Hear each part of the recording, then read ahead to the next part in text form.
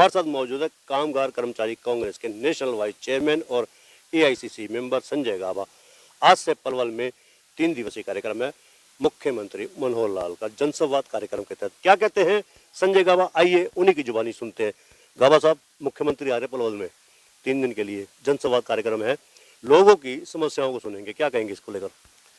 लोगों की समस्याओं को सुनेंगे। सबसे पहले खट्टर साहब आ रहे हैं, हरियाणा के मुख्यमंत्री हैं। सवाल तो बनता है, सवाल ये बनता है सबसे पहले, आज मैंने जो सुना है कि मुख्यमंत्री जी आ रहे हैं धतीर गांव में। धतीर का मैंने इसलिए बोला कि हमारे क्षेत्र के सबसे बड़े गांवों में एक धतीर आता है और पलवल से गुड़गांव जाने की जो कनेक्टिविटी है, धतीर जाए बिना वो हो नहीं सकती।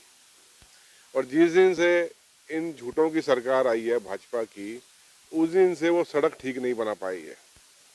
धतीर वालों के दिल का हाल धतीर वाले जाने, भाई भगवान जाने कैसे इनको झेल रहे हैं। वो इतने इतने मोटे गड्ढे, पिछली 2 बार से ये जरूर देखा कि मिट्टी इन्होंने बारिशों में कुछ भरने का प्रयास किया, लाल मिट्टी, लाल बजरी, पर सड़क इन लोगों से नहीं बनी। तो ये कैसे विकास की बात करते हैं, कितना झूठ बोलेंगे, कितना लोगों को सताएंगे, कितना लोगों को तड़पाएंगे। या तो क्लियर बोलो, नोटबंदी के बाद हम बिल्कुल, हमारे पास खजाना ही नहीं है काम करने के लिए, हमारे पास पैसा ही नहीं है, क्लियर बोलो। या लोगों को बेवकूफ़ बनाना बंद करो। बहुत बेवकूफ़ पलवल क्या, भारत की जनता बहुत बेवकूफ़ बन चुकी है। सबसे पहले कुछ प्रश्न मैं आपसे, आपके माध्यम से मैं मुख्यमंत्री मनोहर लाल खट्टर जी से और यहाँ के जितने भी माननीय बीजेपी के हैं, आप ये बताओ धतीर की सड़क क्यों नहीं बनी? एक, आप ये बताओ पलवल की नगर परिषद पे 4 करोड़ रुपया पेनल्टी क्यों लगी? 2, और अगर वो पेनल्टी लगी तो पेनल्टी किस खजाने में से दी जाएगी? क्या वो किसी अधिकारी के पैसे में से काटी जाएगी तनख्वाह के में, या किसी ठेकेदार के बिल में से काटी जाएगी, या नगर परिषद के जो चेयरमैन है या पार्षद है उनकी तनख्वाह में से काटी जाएगी, या जनता के दिए हुए टैक्स से वो पेनल्टी दी जाएगी 4 करोड़? दूसरा प्रश्न मेरा ये। तीसरा प्रश्न मेरा ये होता है कि पलवल में जो ये पुल बना था, ये कांग्रेस के टाइम का पास हुआ हुआ पुल है, और इसकी चौड़ाई कम क्यों कर दी गई? आने वाले समय में, अभी चलिए गुजारा चल गया, आने वाले समय में जो इसमें कभी भी, अभी तक तो कोई हादसा नहीं हुआ, भगवान ना करे एक भी गाड़ी फंस जाए, पुल ये ब्लॉक हो जाएगा। ऐसा क्यों किया गया?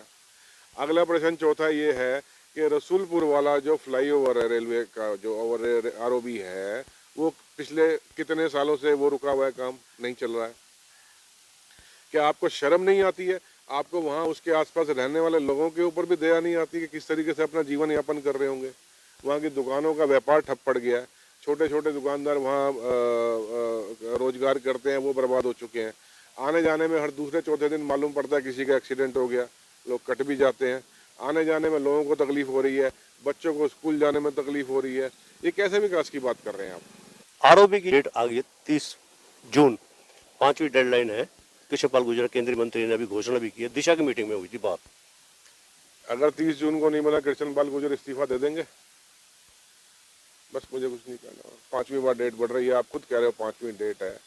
अच्छे दिन आएंगे, महंगाई खत्म होगी, बहनों बेटों की सुरक्षा बढ़ेगी, बहनों बेटियों की, रोजगार मिलेगा, पेट्रोल 30 रुपये लीटर मिलेगा। तो उसी तरह 5वीं डेट आ गई है। कृष्णपाल गुर्जर बोल दें मेरे जवाब के बाद, हाँ ये नहीं बढ़ा तो मैं इस्तीफा दे दूंगा, बात खत्म हो गई, मैं मान जाऊंगा। जिस दिन अगर वो जिस डेट को बन गया तो उस दिन का सारा मिठाई हम खिलाएंगे। सरकार ना करे, उस दिन का सारा फूल हम लगवा देंगे। कृष्णपाल जी फीता काटें, फूल हम लगवा देंगे और मिठाई भी हम खिला देंगे। नहीं हुआ तो बस इतना बोल दीजिए कृष्णपाल गुर्जर का इस्तीफा दे देंगे, बस। 3 दिन से हमारे member of parliament Krishanpal Gurjar ji भी यहाँ पे घूम रहे हैं। तो ये चौथा सवाल मेरा ये है। 5वां सवाल मेरा ये आता है कि पलवल में जो जाम की स्थिति बनी हुई है अंदर, और उस जाम को, स्थिति को बनाने में सबसे बड़ा योगदान हाथ पलवल की टूटी हुई सड़कों का भी आता है। मुख्यमंत्री जी का रूट लगेगा तो आपके माध्यम से आवाज पहुंचाता हूं कि पलवल की सड़कों को जरा नीचे भी देख के जाएंगे, इस तरीके से नीचे कि सड़क वो सीमेंट तारकोल की बनी हुई है या उस टाइम गड्ढा भरा हुआ उसमें। महंगाई मुद्दा है ही। पलवल के क्षेत्र में पिछले 9 साल में भाजपा ने कितने रोजगार दिए? पिछले 10 साल का रिकॉर्ड कांग्रेस राज का दे जाए और भाजपा ने 9 साल में कितने रोजगार दिए, जरा मुख्यमंत्री अपने भाषण में अनाउंस करके जाएं, मैं उनसे आग्रह करता हूं।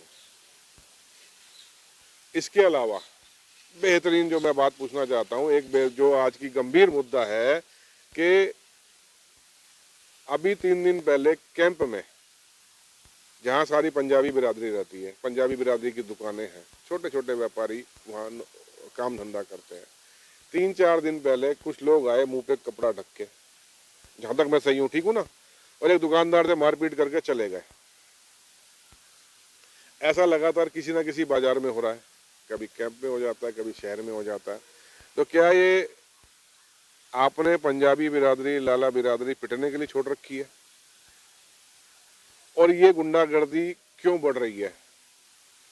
गुंडागर्दी बढ़ने का बेहतरीन जो सबसे बड़ा मैं मुद्दा बोलता हूं कि गुंडागर्दी बढ़ने का एक बड़ा मुद्दा बेरोजगारी भी होता है। लोगों को आप रोजगार दोगे ही नहीं, लोगों को आप सक्षम बनाओगे नहीं, लोगों को आप रोजी रोटी लायक बनाओगे नहीं, तो वो कहीं ना कहीं जाके उसने जब एक बार जब हार के देखेगा कि मेरे घर में भूखे हैं, मेरे घर में बीमार हैं, मेरे घर में बहुत अकाल आ रहा है, तो कहीं ना जाके उसने अटैक करना है।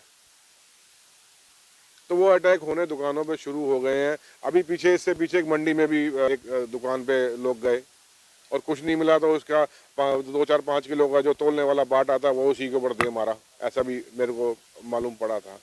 तो ये लगातार जो घटनाएं पलवल में गुंडागर्दी की बढ़ रही हैं, तो ये सवाल मनोहर लाल खट्टर जी से पूछें, या यहाँ के बड़े भैया दीपक भैया मंगला जी से पूछें, यहाँ के एसपी को पूछें, डीएसपी को पूछें, खट्टर साहब ये अनाउंस करके जाएं यहाँ पे कि गुंडागर्दी जो हुई है, गुंडागर्दी के कारण क्या है, और गुंडागर्दी कम होगी या नहीं होगी, कम होगी तो कम होगी, और उसकी जवाबदेही किसकी है। जो आप देख रहे हैं यूट्यूब चैनल, फेसबुक पेज, इसको आप लाइक करें, फॉलो करें, सब्सक्राइब करें, कमेंट बॉक्स में जाकर एक प्रतिक्रिया अवश्य दें, क्योंकि वोकल फॉर लोकल के लिए हमें आपका इतना सहयोग जरूरी है। धन्यवाद। जय हिंद, जय भारत।